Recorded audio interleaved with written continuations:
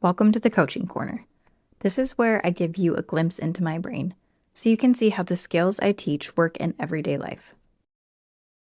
How we handle church attendance with our kids has changed a bit as they've gotten older. I have a daughter who, for the last year or so, I've given her the option to attend, and so she'll tell me every Saturday night if I should plan on her coming with me to church the next morning. And I would say that she's there most of the time, like 60-70%. Well, our second child was recently given the same choice, and he has chosen to stay home every single week. It was really interesting to notice how I reacted to that choice. There are things that I don't love about church, and so on one level, I completely understand how someone might not vibe with it, especially at a young age, right?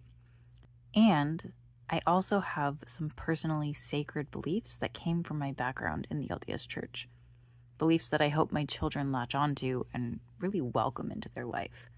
So watching him stay home week after week has been this internal tug of war between acknowledging and celebrating his independence while also worrying that he's missing some great spiritual truth by not making this part of his life. I want to pause right here and highlight the value of noticing what's going on in my mind. It is so easy to let our brains run in circles without taking stock of what's actually going on. Then we feel all of the physical effects of stress without ever knowing the problem we need to address. But because I noticed, hey, there's this little internal battle between these two conflicting thoughts, I can now do a little digging. I can figure out which part of my thoughts was causing my discomfort. One of my favorite questions for this is, what are you making it mean? Tuck this question into your pocket and use it often, friends. When I give my son a choice to come to church and he decides to stay home, what am I making that mean about me as a mom?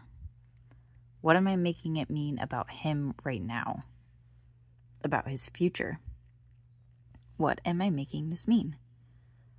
And I discovered when I asked myself this question that I was making my son's choice mean that he was never going to go back to church, he was never going to pray, he was never going to try to know God on a personal level, and he was going to experience increased hardship because he wouldn't have spiritual beliefs to lean on. I was making it mean so much for his future, and I started worrying for him like he was going to be friendless and lonely his entire life. Luckily, I've spent a lot of time on my thought work, and so when I noticed these thoughts swimming in my head, I was able to pause and ask myself, is this perspective helping me parent my son the way that I want to? And asking that question, I was inviting my brain to look at the situation from another perspective. I was saying, could there be a better way to talk to myself about this? A way that will better serve my goals? Instead of making his lack of church attendance mean that he wasn't going to know God, what if it meant he feels uncomfortable at church and I can ask him why? Before this moment, I had never asked my son why he didn't want to come to church. I was making up a story in my head and acting out from that story. It's so ridiculous, but it's true, and we all do it. We act from assumptions rather than information.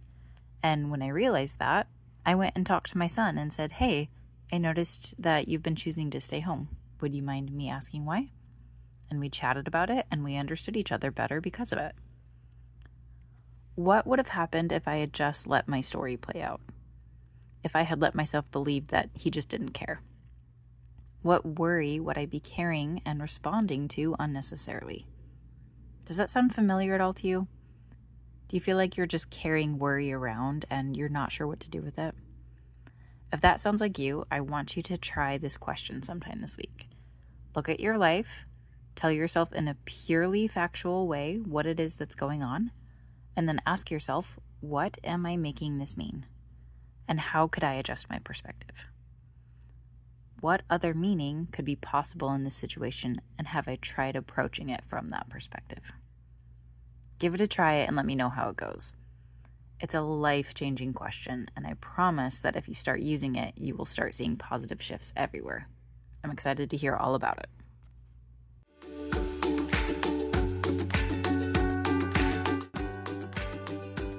Is your relationship with church strained? Do Do you want to learn how to make peace with church without sacrificing your personal values? Head to my website and sign up as a beta user in my coaching program, Spiritual Sovereignty, Claiming Your Place in Spiritual Spaces. Beta users get access to my complete program at a highly discounted rate in exchange for feedback to improve the course for future users. Peace with church is possible, and I can show you how to find it. Spots are limited, so sign up while they're available.